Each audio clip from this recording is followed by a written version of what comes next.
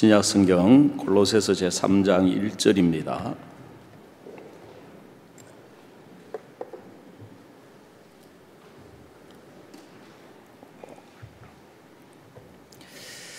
찾으셨으면 제가 말씀을 읽도록 하겠습니다. 그러므로 너희가 그리스도와 함께 다시 살리심을 받았으면 위의 것을 찾으라. 거기는 그리스도께서 하나님 우편에 앉아 계시느니라. 위의 것을 생각하고 땅의 것을 생각지 말라. 이는 너희가 죽었고 너희 생명이 그리스도와 함께 하나님 안에 감추었음이니라. 우리 생명이신 그리스도께서 나타나실 그때 너희도 그와 함께 영광 중에 나타나리라. 그러므로 땅에 있는 지체를 죽이라. 곧 음란과 부정과 사욕과 악한 정욕과 탐심이니 탐심은 우상 숭배니라. 이것들을 인하여 하나님의 진노가 임하느니라. 너희도 전에 그 가운데 살 때에는 그 가운데서 행하였으나 이제는 너희가 이 모든 것을 벗어버리라. 곧 분과 악의와 회방과 너희 입에 부끄러운 말이라. 너희가 서로 거짓말을 말라. 옛 사람과 그 행위를 벗어버리고 새 사람을 입었으니 이는 자기를 창조하신 자의 형상을 쫓아 지식에까지 새롭게 하심을 받는 자니라. 거기는 헬라인과 유대인이나 할례당과 무할례당이나 야인이나 스쿠디아인이나 종이나 자유인이 분별이 있을 수 없나니 오직 그리스도는 만유시요 만유 안에 계시니라. 11절 말씀까지 드렸습니다. 지난주 우리가 일본에서 글로벌 캠프를 가졌습니다. 우리가 코로나가 오기 전에는 호주, 태국 또 초창기에는 저 멀리 하와이까지 이렇게 우리 대학생들이 가서 이 글로벌 캠프라는 이름으로 그 나라에 있는 우리 청년들과 함께 이렇게 행사를 가졌었는데 코로나로 인하여 중단되어 있다가 이번에 이제 우리 굿뉴스코 페스티벌 하는 그 학생들이 참여하는 학생들이 한 300여 명이 되는데 이제 내일 모레 우리가 김천대학 공연을 끝으로 모든 일정이 이렇게 마치도록 돼 있었습니다. 그래서 그 사이에 시간이 좀 있어가지고 우리가 가까운 일본에서 글로벌 캠프를 하자.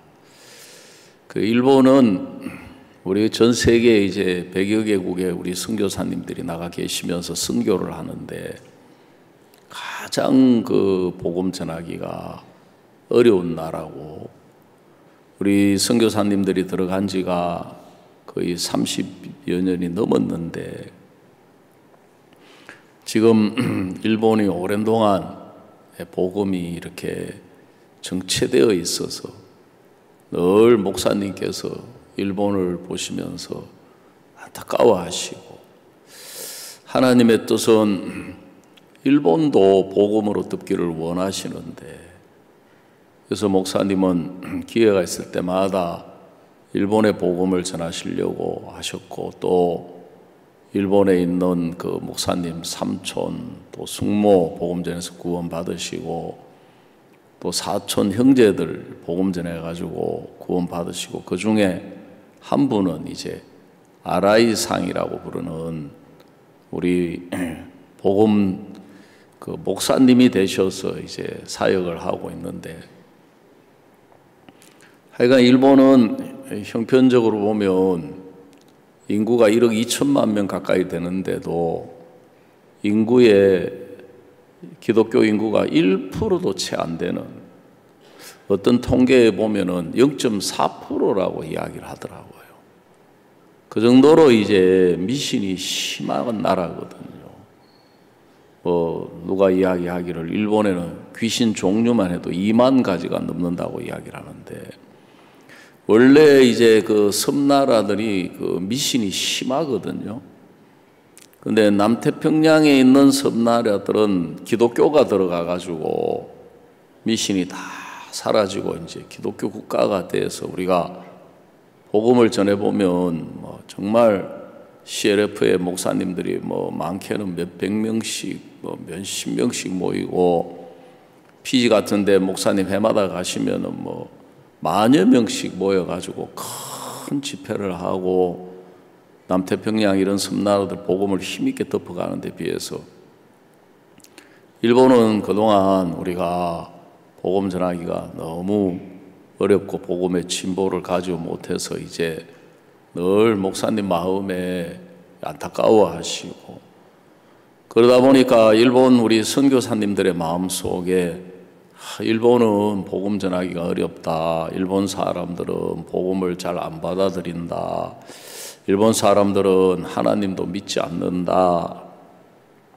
이런 이제 생각 속에, 형편 속에 있었는데, 이번에 이제 우리가 글로벌 캠프를 하면서 우리가 한국에 있는 사역자님들이 한 달 전부터 들어가서 자원봉사자들을 모집하고, 지금 뭐 일본도 여느 외국과 조금도 다를 바가 없이 지금 한류 열풍이 불어가지고 한국의 K-팝, K-드라마 뭐 이런 것들, 이 일본에 있는 젊은 사람들 한국을 굉장히 이렇게 좋아하고 한국에 대해서 마음을 열고 있거든요. 그래 이제 가서 우리가 준비를 해가지고 행사를 해보니까 깜짝 놀란 게, 지금까지 일본 집회 역사상 가장 많은 사람들이 참석을 해서 1200명이 넘는 많은 사람들이 그 대극장을 가득히 메웠거든요. 하여간 막 목사님 막 그 일본을 향한 복음이 막 뜨거우셔가지고, 하여간 막 행사 시작하자마자 순서를 못 기다리시고 먼저 복음 전하게 딱 하셔가지고, 뭐 축사 뭐 개회 선언 이런 것도 하시기 전에 올라가셔가지고 한 40-50분 동안 막 복음을 막 쭉 전했는데, 하여간 뭐 거기 있는 사람들 뭐 꼭 기독교 국가에서 복음 전하는 것처럼 뭐 일본 사람들은 이제 예 하는 대답을 하이 하이 그러거든요. 진짜 너무 반응이 좋고 뜨거우니까 막 목사님이 그렇게 기뻐하시는 거예요. 야, 이제 일본이 살아난다, 일본이 꿈틀거린다. 이렇게 우리가 이제 일본도 복음 면접만 전하면 전 일본 복음으로 덮겠다. 그래서 저도 하나님 은혜로 참석하면서 무슨 말씀이 이렇게 생각이 났느냐 하면, 시편 133편의 1절에 형제가 연합하여 동거함이 어찌 그리 선하고 아름다운고 그러셨거든요. 거기에 복을 명하셨는데 곧 영생이로다. 하나님이 이 세상을 보실 때 아름답거나 귀하게 보는 게 전혀 없으시고, 창세기 6장 5절에는 여호와께서 사람의 마음의 세상, 죄악이 관영함과 사람의 마음의 생각의 모든 계획이 항상 악할 뿐임을 보시고 사람 지으셨음을 한탄하시고 근심하시고 쓸어버려야 되겠다. 만물보다 거짓되고 심히 부패한 것은 마음이라. 예레미야 17장에 보면 하나님은 정말 이 세상을 보시면서, 특히 인간들을 보시면서 어느 하나 귀하게 보거나 아름답게 보기 아니라 죄악으로 물들어져 있고 마귀에게 종노릇하고 있어서 심판하실 수밖에 없는 분이신데, 형제가 연합하여 동거함이 어찌 그리 선하고 아름다운고 그랬거든요. 정말 예수님으로 죄를 사함 받아서 예수님의 피로 거룩하게 되어서 예수님의 형제가 되고 예수님의 자매가 된 사람들이 연합하여 함께 마음을 합쳐서 복음의 일을 하는 그것을 하나님은 어찌 그리 선하고 아름다운고 거기에 복을 명하셨는데 영생이다.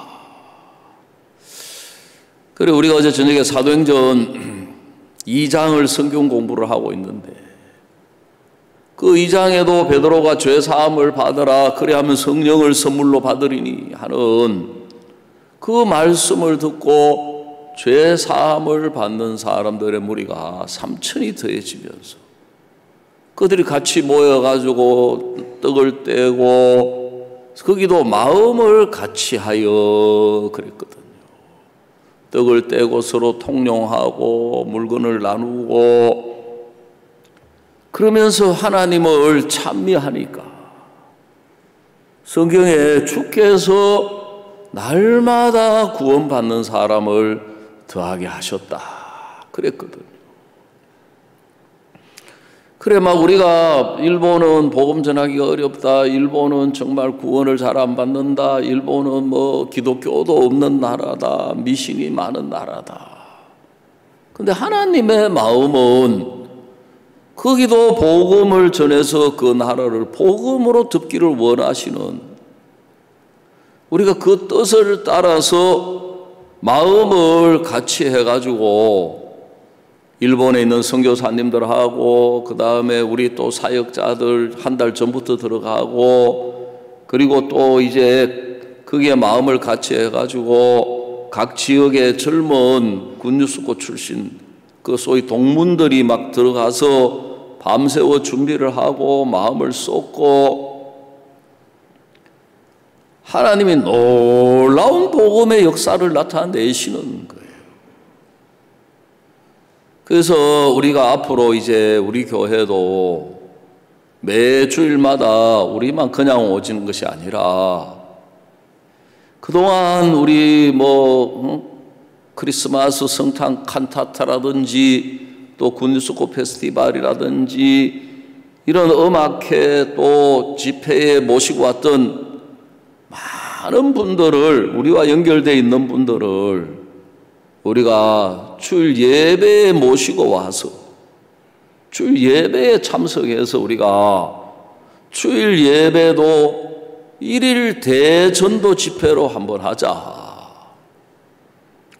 우리가 하나님께서 우리가 볼 때는 뭐 복음 전할 사람이 없을 것 같고 전도에도 누구 올 사람 없을 것 같고 우리가 그런 생각 버리고 정말 이 복음을 전해서 우리 온 이 지역을 복음으로 듣기를 기뻐하시는 하나님의 뜻을 따라서 우리가 마음을 같이 하면 틀림없이 하나님께서 우리에게 거기에 복을 명하셨는데 영생이라고 하셨고 사도행전의 마음을 같이 하니까 주께서 날마다 구원받는 사람을 더하게 하셨던 것처럼 하나님께서 우리가 이 일의 마음을 같이 하게 되면 틀림없이 우리에게 사람들을 보내주시고 붙여주시고 연결시켜 주셔서 우리 마음을 이 복음으로 이 지역을 덮어갈 수 있다는 소망으로 이끌어 주시고 축복해 주시겠다는 확신을 가질 수 있고 소망을 가질 수가 있었다는 것입니다. 제가 1986년도에 제가 경북 안동에 처음으로 이렇게 개척을 했었습니다.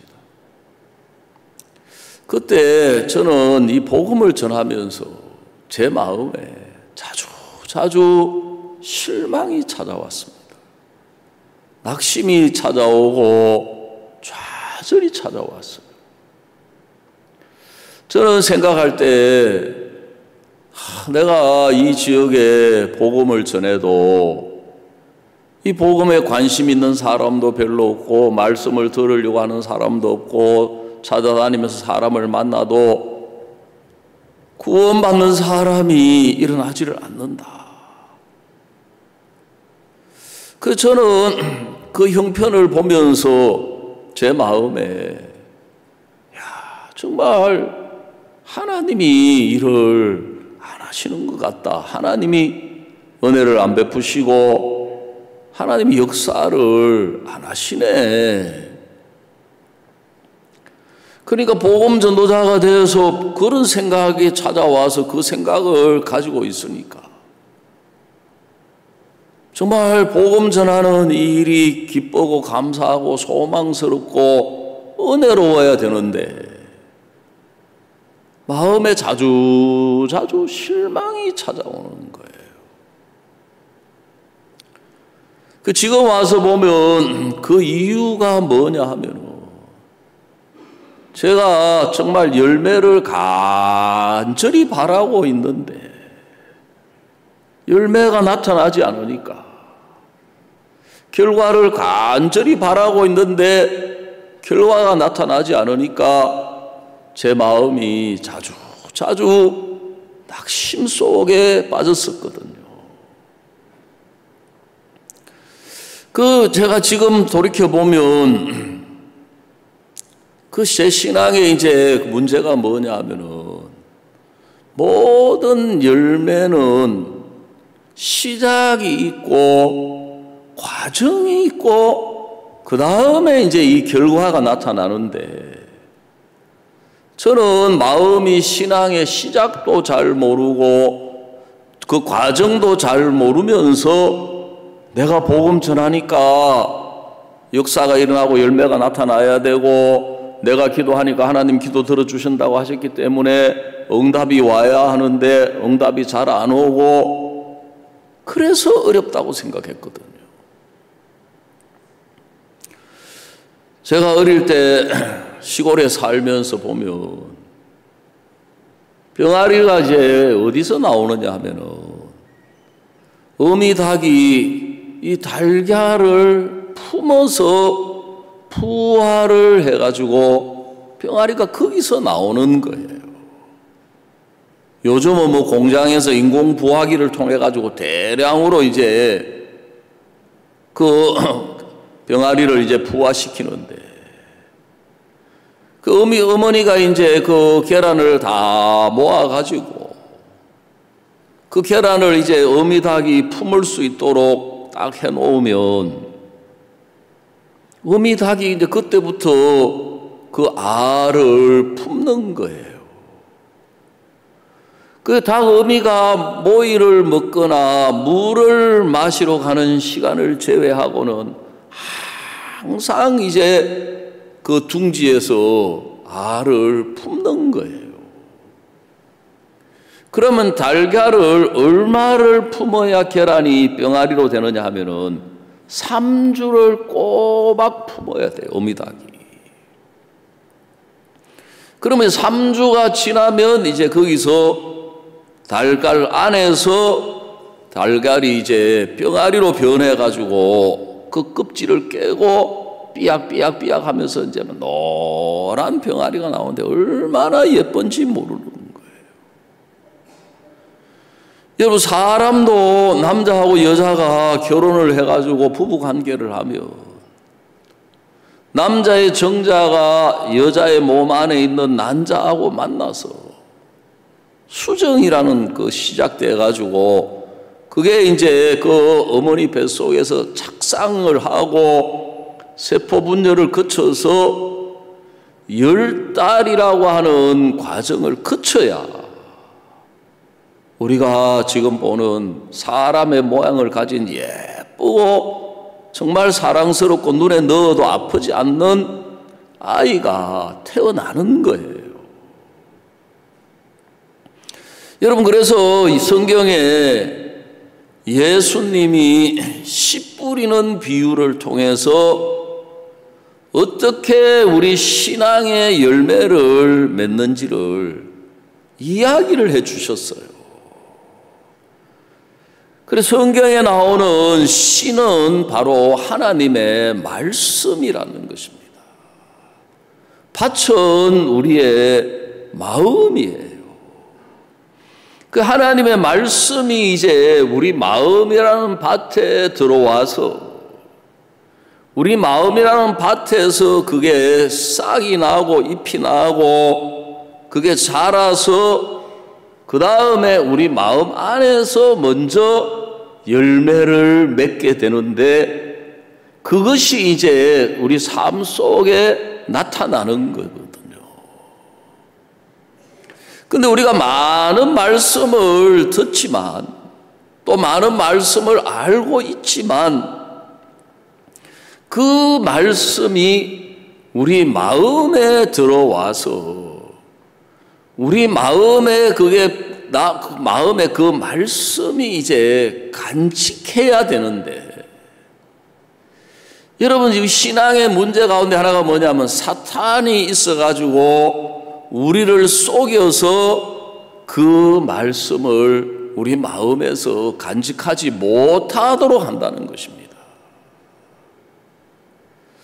그래서 거기 나오는 4가지 밭에 대한 비유를 보면,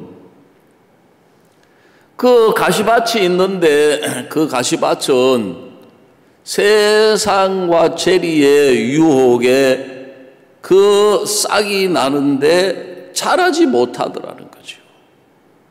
그 다음에 이제 그 자갈밭, 돌짝밭은 핍박과 환난을 견디지를 못하고 자라지를 못하더라는 거죠. 제일 그 나쁜 밭이 뭐냐면 길가밭인데 씨가 떨어졌는데 새들이 와서 그걸 쪼아먹더라는 거예요. 근데 이 좋은 밭은 뭐가 좋은 밭이냐 하면, 우리 성경 누가복음 8장 15절을 한번 찾겠습니다. 누가복음 제8장 15절입니다. 우리 한번 다 같이 한번 읽어보십시다. 자막이 떴으니까 시작. 좋은 땅에 있다는 것은 착하고 좋은 마음으로 말씀을 듣고 지켜 인내로 결실하는 자니라 그랬습니다. 이게 좋은 땅이라는 것은 어떤 게 좋은 땅이냐 하면은 착하고 좋은 마음으로 말씀을 듣고 그걸 지켜 그랬어요. 지켜요. 이 지킨다는 것은 뭘 의미하느냐 하면 그걸 간직한다는 것입니다. 어디에 간직한다고요? 제가 정답을 항상 가르쳐 드리고 묻기 때문에, 어디에 간직한다고요? 예, 마음에 그 말씀을 간직해서 그 다음에 인내로, 여러 가지 이제 그 인내로 결실하는 자다 그랬어요. 그래서 이 누가복음 8장의 좋은 땅은 100배의 열매를 맺게 되어 있다는 거예요. 100배의 결실을 하게 되어 있다는 거예요. 그래서 이 밭에 대한 비유가 마태복음에도 나오고 마가복음에도 나오고 누가복음에도 나오는데, 이 좋은 땅은 100배, 60배, 30배의 결실을 갖게 된다. 그 씨 하나가 떨어졌는데 그 하나에서 30배, 60배, 100배의 열매를 맺게 된다는 거예요. 그래서 사탄이 하는 일이 뭐냐 하면은 우리 마음에 그 말씀을 간직하지를 못하도록 하는 거예요. 많은 사람들이 마음의 말씀을 간직하지 않고 말씀을 쉽게 버려버리고 있으면서, 하나님이 내게는 역사를 안 하시는 것 같아, 은혜를 안 베푸시는 것 같아, 내 기도를 안 들으시는 것 같아, 나는 신앙의 열매를 맺지를 못하는 것 같아, 열매가 안 맺혀. 여러분 왜 그러느냐 하면은 바로 씨가 떨어지고 그 씨, 그 말씀이 마음에 간직하고 지켜지는 그 과정을 이해를 못하니까 사탄이 와서 그걸 다 뺏어가는 거예요. 도고에 김영상 선교사님이 계시는데, 이분이 이제 아프리카에 나이지리아에도 선교를 하셨고 그 다음에 카메룬에도 선교를 하셨어요. 이분이 이제 그 서부 아프리카를 이제 선교를 하다 보니까 그 나라 사정들을 이제 가서 집회도 하고 알게 됐는데, 서부 아프리카에 제일 가난하고 열악한 나라가 토고라고 하는 나라거든요. 토고는 요즘은 모르겠는데 저도 한번 간 적이 있는데 인구 700만 명의 조그만한 나라인데 가장 가난하고 열악한 나라예요. 그 토고 사람들은 꿈이 뭐냐 하면은 가나로 가서 돈 버는 게 꿈이에요. 왜? 가나는 거기보다 훨씬 잘 사니까. 아니면 코트 디부아르 같은 나라로 가서 돈 버는 게 꿈인 거예요. 그 나라 사람들은, 특히 젊은 사람들은 우리가 이렇게 가난하면서 이 나라를 왜 유지하고 있냐? 차라리 가나하고 합하든지 코트하고 합하자. 그런 나라인데. 이 선교사님이 이제 그 토고로 선교지를 옮기게 된 거예요. 그래서 자기가 그전에는 1년에 한두 번씩 가끔 뭐 집회한다든지 모임이 있어 가보긴 가봤는데, 실제로 선교지를 옮겨가지고 그곳에 가서 보니까 자기가 표면적으로 봤던 것보다도 훨씬 더 열악하더라는 거죠. 천지를 둘러봐도 소망이 보이지가 않더라는 거예요. 형제 자매님들도 구원은 받았지만 가난하고 열악한 가운데 소망 없이 지내고, 그런데 몇 달이 지났을 때 형제 자매들을 통해서 어떤 이야기를 들었느냐 하면, 자기가 그곳에 선교사로 선교지를 옮기기 전에 수년 전에 목사님이 그 토고에 오셔가지고 집회를 하셨는데,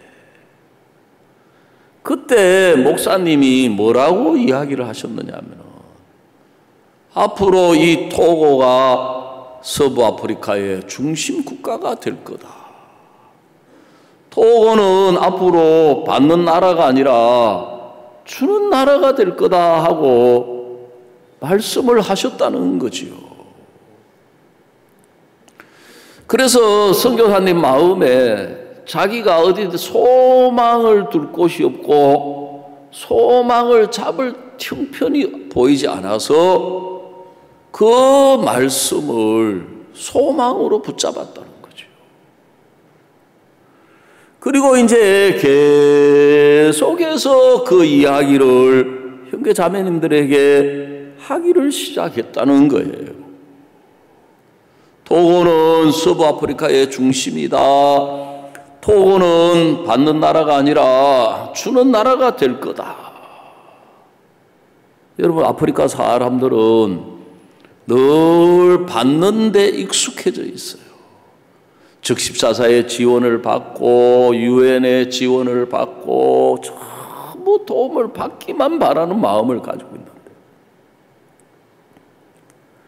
그래서 선교사님이 계속해서 그 이야기를 하다 보니까 어떤 마음이 들어지느냐 하면,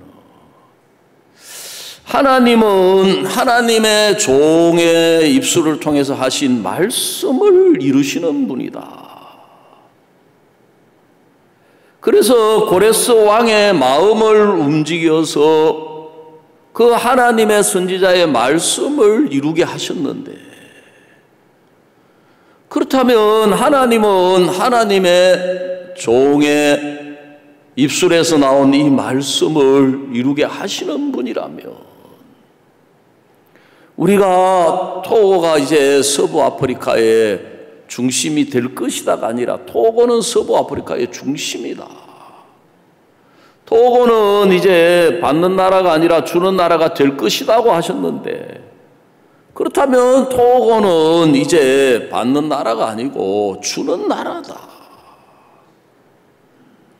여러분, 계속해서 그 이야기를 한 3년 정도 계속 하니까 그 말씀을 받는 사람이 1명, 2명 일어나기를 시작하더라는 거죠. 그 토교회에 페인트 칠하는 형제가 있었는데, 이 형제는 조그마한 페인트 가게를 하면서 월세 몇만 원도 못 내가지고 쩔쩔 매는 사람이었다는 거예요.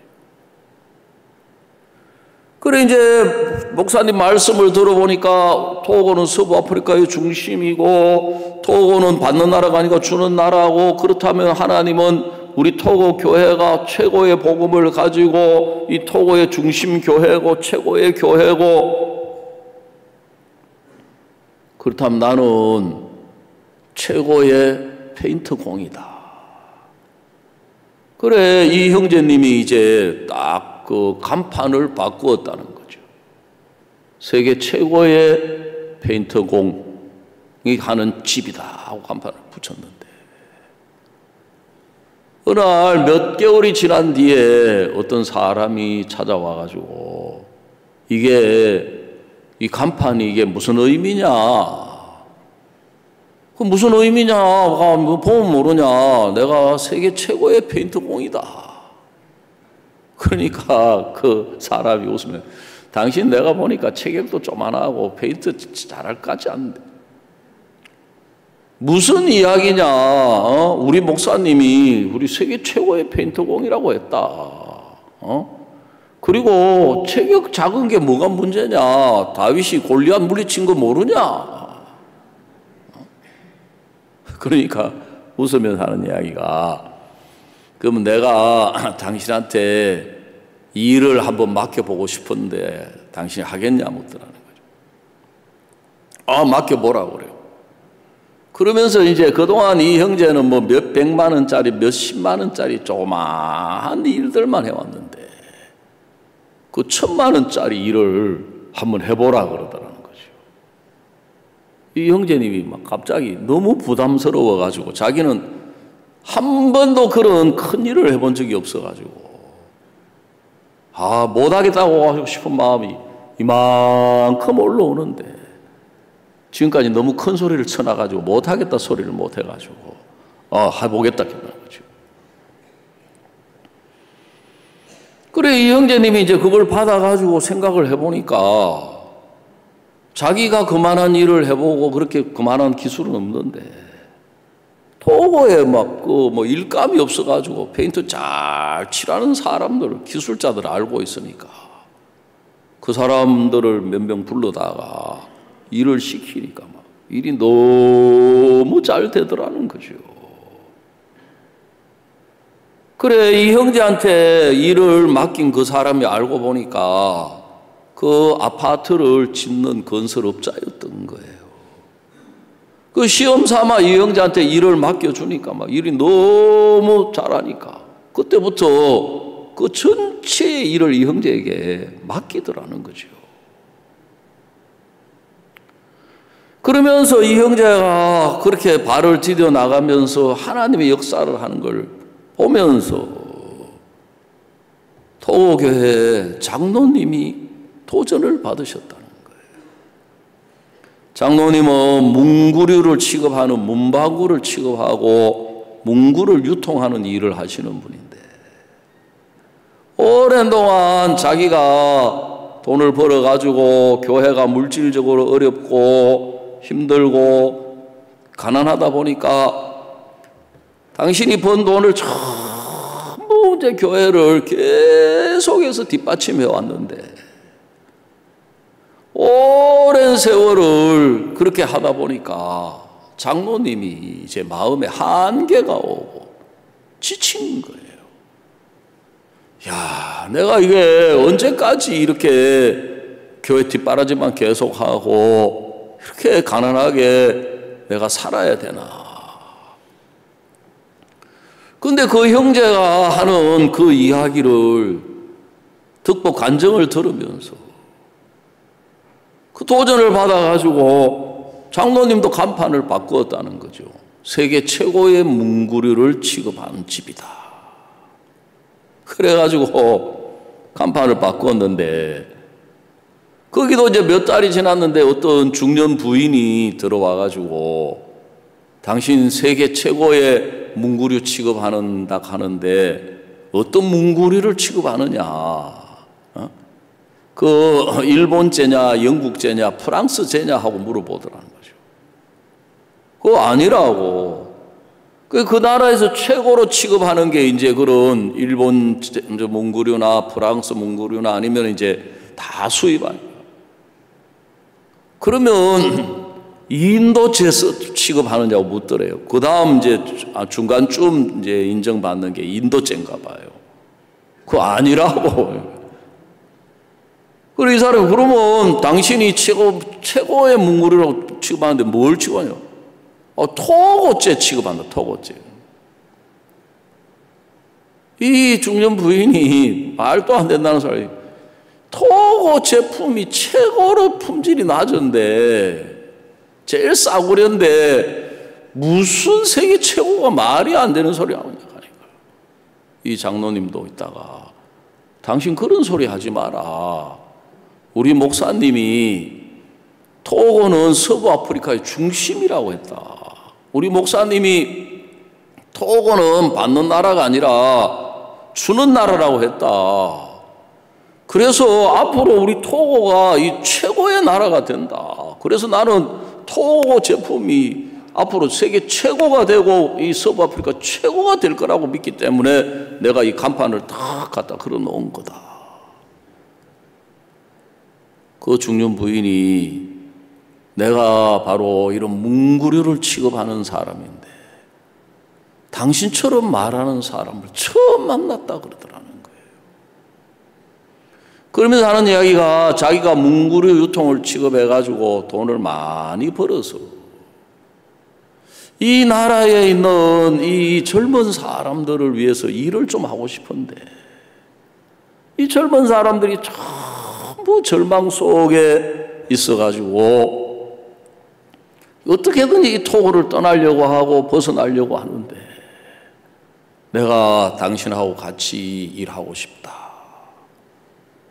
그러면서 이제 그 마음을 받는 사람들이 일어나고 또 지방에는 또 지방대로 그런 마음을 받는 사람들이 일어나면서 놀라운 복음의 진보를 가져올 수 있었다는 거예요.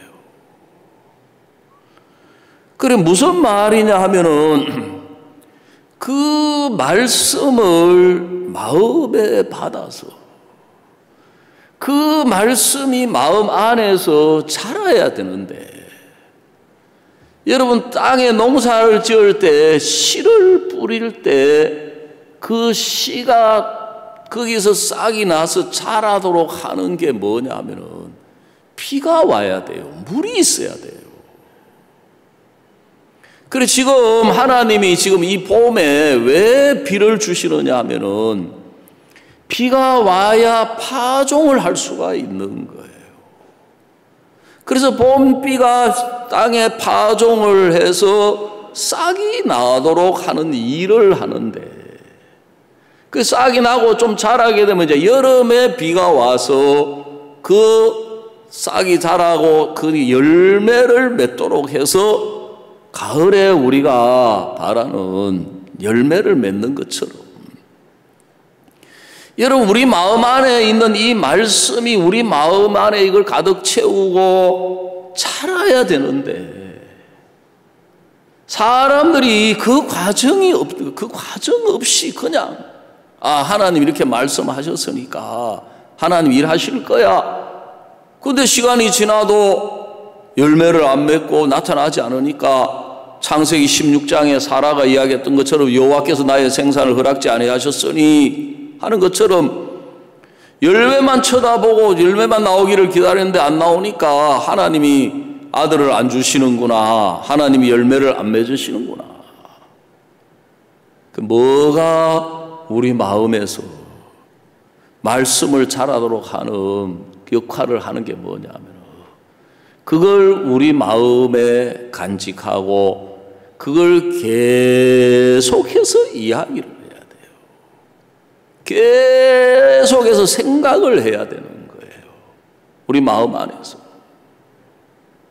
제가 앞에서도 말씀드렸지만은 제가 86년도에 분명히 목사님이 그때 개척을 할 때 우리가 창립 예배를 드렸는데 형제자매들이 아무도 없지만 대구에서도 오시고 울산에서도 오시고 해가지고 형제자매님들이 한 50여 명 60명 모여서 창립 예배를 드릴 때 목사님이 뭐라고 이야기하셨느냐 하면은 지금 현재는 여기에 구원받은 사람이 한 명도 없지만 이 경북 내륙에 복음을 전해서 구원받는 열매를 맺는 게 하나님의 뜻이기 때문에 시간이 지나면 구석구석에서 구원을 받아가지고 이 예배당을 가득 채우게 될 것입니다.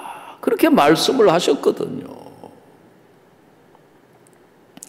근데 저는 그 말씀을 분명히 그때 듣기는 들었지만 내가 그 말씀을 까마득하게 잊어버리고 그 형편을 다 받아들인 거예요. 아이고, 안동 사람들은 꽉 막혀가지고 아직도 조선시대인 줄 알고 유교적으로 거기에 막 그 태계 이황이 가는 도산서원, 소수서원, 완전히 그 유교, 그 발상직은 진짜 그 유교의 거기를 막 나중에 제가 알았는데 알고 보니까 제 고향 경남은 함양이고 경북은 안동이었던 거예요. 완전히 유교적인 고장이었던 거예요. 그러니까 제 눈에 거기는 복음도 잘 안 듣고 하나님을 찾는 사람도 별로 없고 관심 있는 사람도 별로 없고 기도해도 응답도 잘 안 되고. 근데 제가 2015년에 서울에 금천을 개척했을 때는 하나님의 은혜로 하나님이 뭘 알게 해주셨느냐 하면 그때 내가 말씀을 버렸다. 말씀을 버렸다는 건 뭐냐면 형편을 받아들였다는 거예요. 여러분, 형편을 받아들이는 사람은 말씀을 버리게 되는 거예요. 왜냐하면은 말씀하고 형편하고 반대이기 때문에. 생각을 왜 버리라고 하면 생각을 받아들이는 사람은 말씀을 버리는 사람이에요. 참 많은 그리스도인들이 마음에 말씀이 없이 말씀을 버리면서 하나님이 일을 안 하신다고 생각하는 거예요. 제가 전에도 이 간증을 했지만 2015년도에 목사님이 2월 말 주간에 저를 부르셨어요. 자네가 금천에 가게 됐다. 일주일 뒤에 우리가 창립 예배를 드릴 건데 미리 가서 몇 명이나 거기에 금천교회에 나올지 사람을 한번 모아봐라 그랬거든. 그래서 제가 그 이야기를 듣고 형제 자매들을 이제 제가 그때 강남에 있었으니까 수소문해가지고 거기에 있는 자매님 집에 이제 빌라가 있는 자매님 집에서 모였는데 가니까 5명이 딱 모이는 거예요. 한국 사람 3명하고 중국 사람 2명. 제가 그것을 보는 순간 내 마음에 형편이 확 몰려오는 거예요. 저는 경북 안동도 개척을 했었고 제주도도 뭐 거의 개척이었고 또 여기 91년도에는 남대전도 개척해 본 경험이 있기 때문에 개척교회가 형편이 어떤지 상황이 어떤지 얼마나 어렵고 힘든 과정을 거치는지 잘 알고 있지요. 그 형편이 확 몰려오면서 제 마음속에 정말 내가 이분들하고 같이 앞으로 신앙을 해야 되는데 쉽지 않겠다. 무릎을 많이 꿇어야 되겠는데 기도 많이 해야 되겠는데 하나님 많이 찾아야 되겠는데 은혜 많이 입어야 되겠는데 마음 많이 낮춰야 되겠는데 아무리 내가 좋은 생각을 해도 이 형편을 이길 수는 없는 거예요. 내가 이 형편을 다 받아들이면 이 형편이 좋아질 때까지 내 마음이 또 어려운 과정을 거쳐야 하는구나. 내가 안동에 개척했을 때 그때 어려웠던 이유가 형편을 다 받아줬기 때문이구나. 말씀을 버렸기 때문이었는데. 근데 내가 딱히 떠오르는 말씀이 없는 거예요.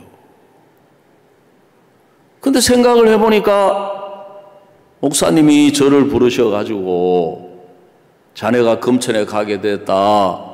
가서 미리 몇 명이나 나올는지 한번 형제 자매들을 모아봐라. 그리고 저에게 이야기하시기를 자네가 항상 악한 사람이란 걸 잊으면 안 된다.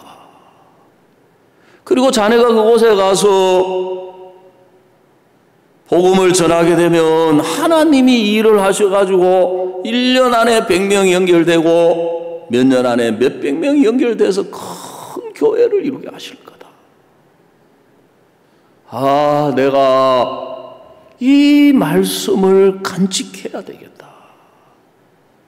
내가 이 말씀을 마음에 지켜야 되겠다.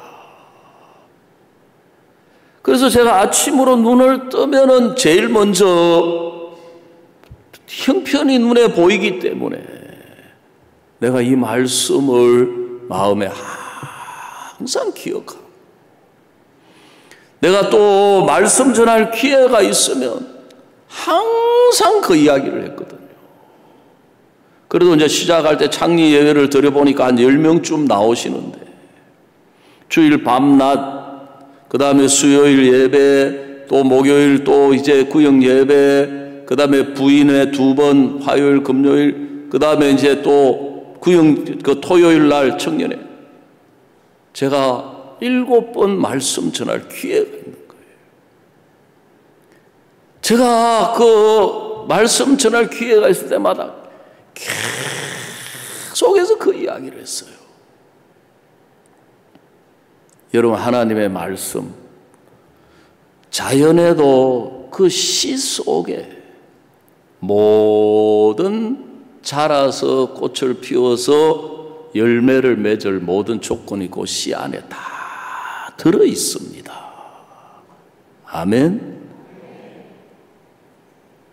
그런 것처럼 하나님의 말씀 안에 그 말씀을 이루는 모든 능력이 그 씨 안에 다 들어있는 거예요. 그걸 계속 이야기를 하니까 제 마음 속에서 그게 자라는 거예요. 아, 그래. 하나님이 이렇게 말씀하셨다면, 하나님의 종이 이렇게 말씀하셨다면, 하나님의 종의 말씀을 하나님은 이루시는 분인데, 그렇다면 하나님의 마음 안에 있는 우리 교회는 지금 내가 눈으로 보는 10명 남짓 되는 이런 교회가 아니고 1년 안에 100명이 연결되고 몇 년 안에 몇백 명이 연결되는 큰 교회가 이루어요. 내가 보는 우리 교회는 10명 남짓밖에 안 되지만은 목사님의 마음 안에 있는 우리 교회는 1년 안에 100명이 연결되고 몇 년 안에 큰 교회가 이루어진 교회다. 자꾸 이야기를 하니까 제 마음 안에서 소망이 자라는 거예요. 제 마음 안에서 하나님의 마음이 자라는 거예요. 그래서 성경은 천국은 마치 가루 서말 속에 누룩을 갖다 넣은 것과 같다 그런 것처럼 마음 안에서 이게 부풀어지는 거예요. 마음에 그 주님의 마음으로, 주님에 대한 소망으로, 주님의 약속을 이루는 믿음으로 가득 차니까 형편이 들어올 자리가 없는 거예요. 저는 그때 큰 소리 칠 수 있었어요. 우리 교회 나오는 사람은 다 복 받는다. 우리 교회 나오는 사람은 다 은혜를 입는다. 우리 안에 예수님이 살아 계시기 때문이다. 저는 지금도 제가 확실하게 우리 형제 자매님들에게 말씀드릴 수 있는 게 뭐냐면, 어떤 형편, 어떤 문제, 어떤 일들이 있을지라도 이 교회 앞에 나와서 마음을 열고 말씀을 듣고 그 말씀을 받아들이게 되면 하나님의 놀라운 역사 속으로 들어가게 되는 거예요. 그래서 제가 여기 와가지고 우리 형제 자매님들의 이런 일들 저런 일들, 이런 문제 저런 문제, 또 건강 문제 뭐 많은, 제가 어제도 이 말씀을 생각하면서 쭉 생각을 해봤습니다. 여러분들이 어떤 문제, 어떤 형편, 어떤 어려움, 어떤 형편이든지 간에, 자식 문제든 남편 문제든 뭐 사업이든 뭐든지 간에 내가 그걸 붙들고 해결하려고 하는 그 마음을 내려놓고 주님께 맡겨서, 여러분 예수 그리스도를 힘입어 살면 이 성경이 이야기하시는 것처럼 30배, 60배, 100배의 열매를 확실하게 맺게 돼 있는 거예요. 최소한 30배의 열매는 다 맺을 수 있어요. 그런데 앞에서 말씀드린 것처럼 사탄은 너무 간교해가지고 그 말씀을 우리가 많이 들어서 알고 있는 것처럼 보이지만 마음에 그걸 간직하지를 못하는 거예요. 그래 이야기를 해보면 마음에는 형편이 들어와 있어요.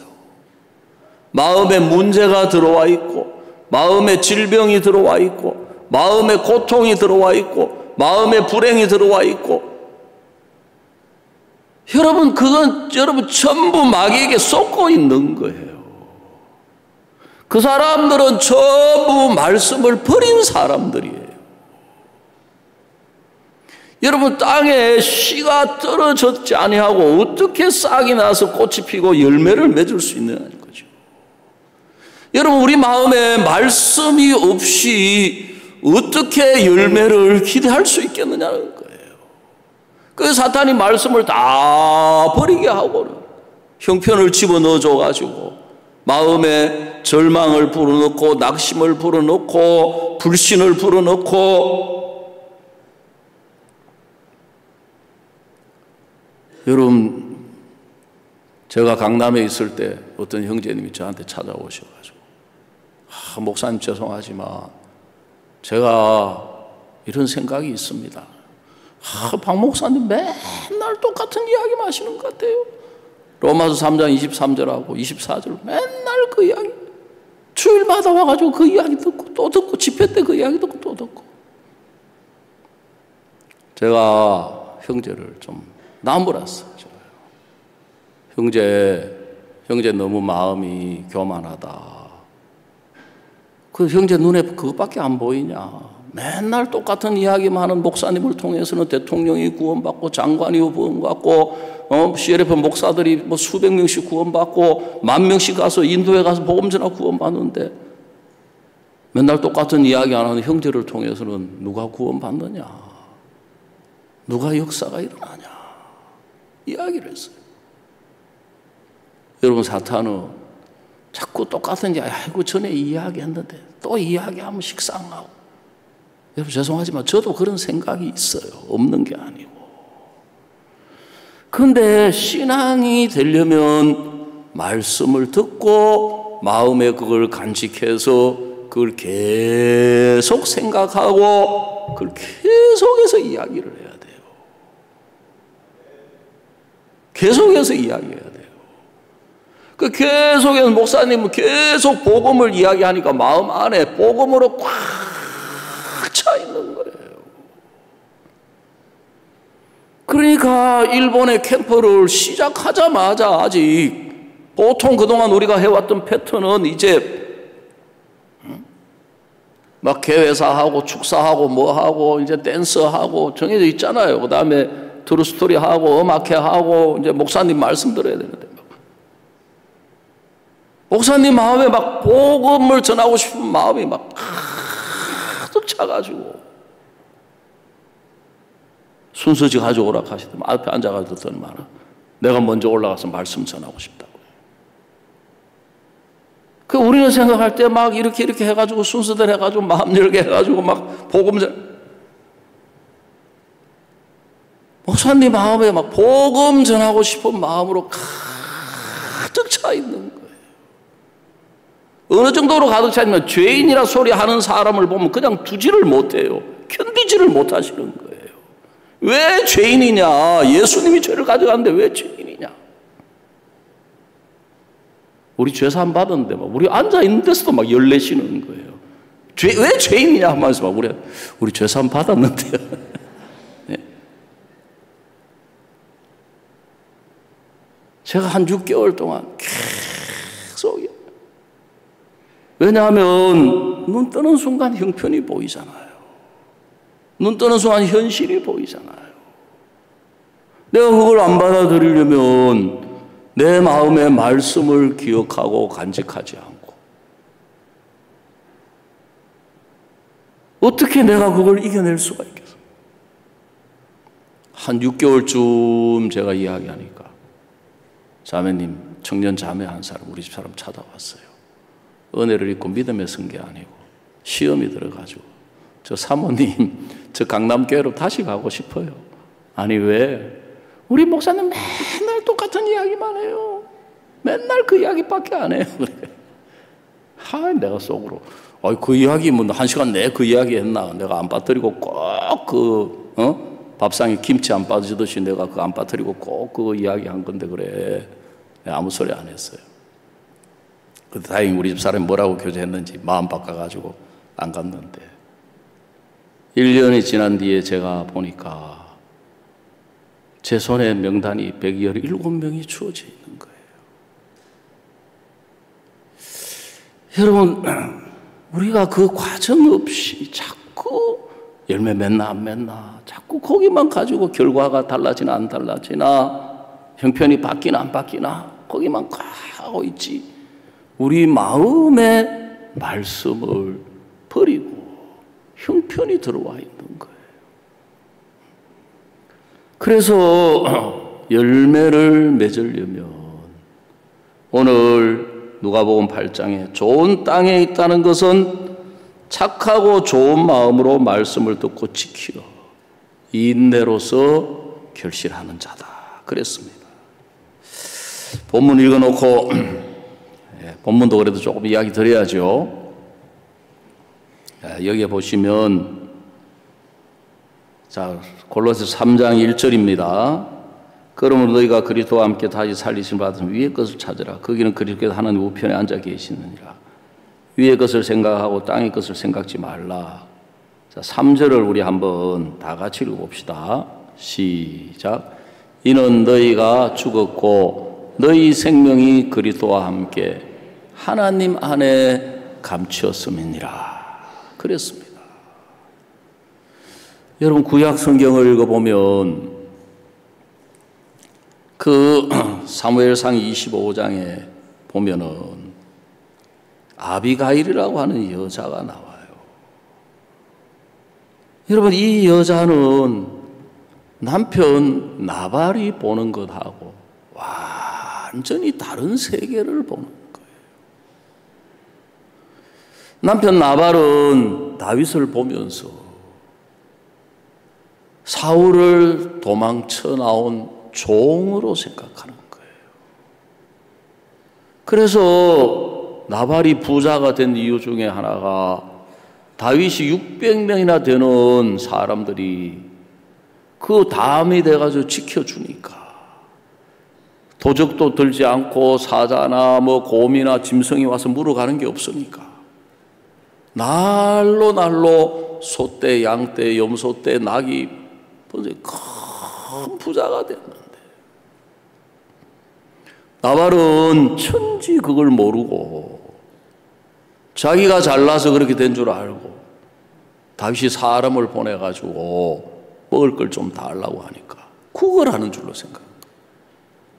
근일에 자기 주인에게서 떠나서 도망쳐 나온 종이 많다고 하더니만 완전히 무시하는 거예요. 왜냐하면 나발은 육신의 그림자예요.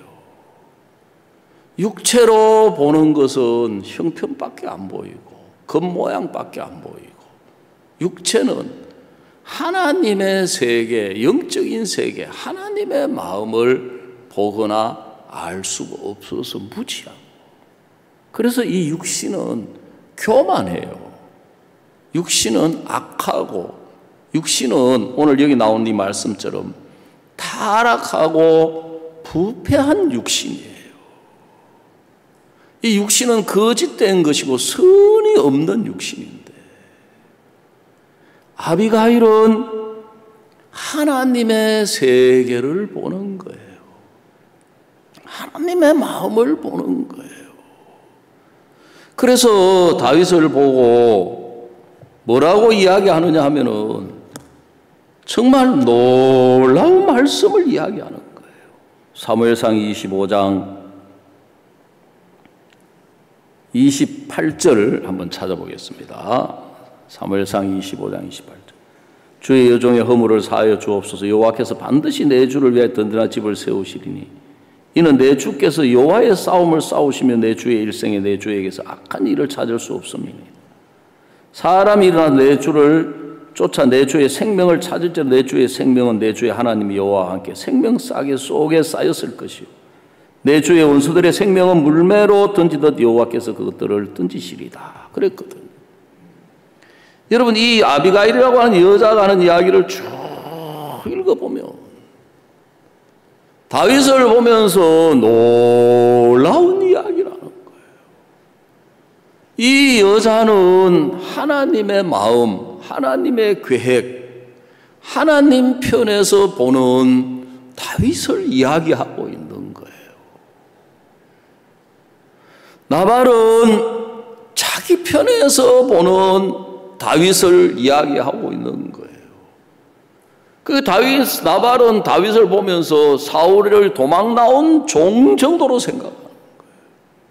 아비가일은 하나님 편에서 보니까 이 사람은 하나님의 택한 하나님의 종이고 하나님이 세운 왕이고 이 사람은 당할 자가 없고 이 사람은 하나님이 지키시는 분이고 하나님이 함께 하시는 분이고 이 사람은 어떤 원수를 만나도 다 파할 수 있는 놀라운 하나님의 사람으로 보는 거예요.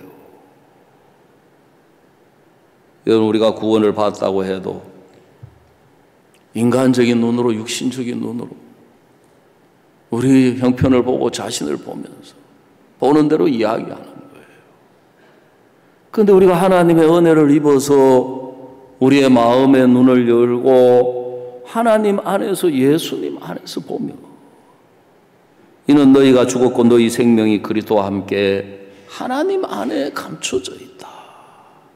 하나님의 사랑이 우리를 감싸고 하나님의 은혜가 우리를 덮고 있고 하나님이 우리를 지키시고 하나님이 우리를 보호하시고 하나님 안에서 우리는 하나님의 형상을 따라 새롭게 하심을 입은 새 사람을 입은 사람들이다.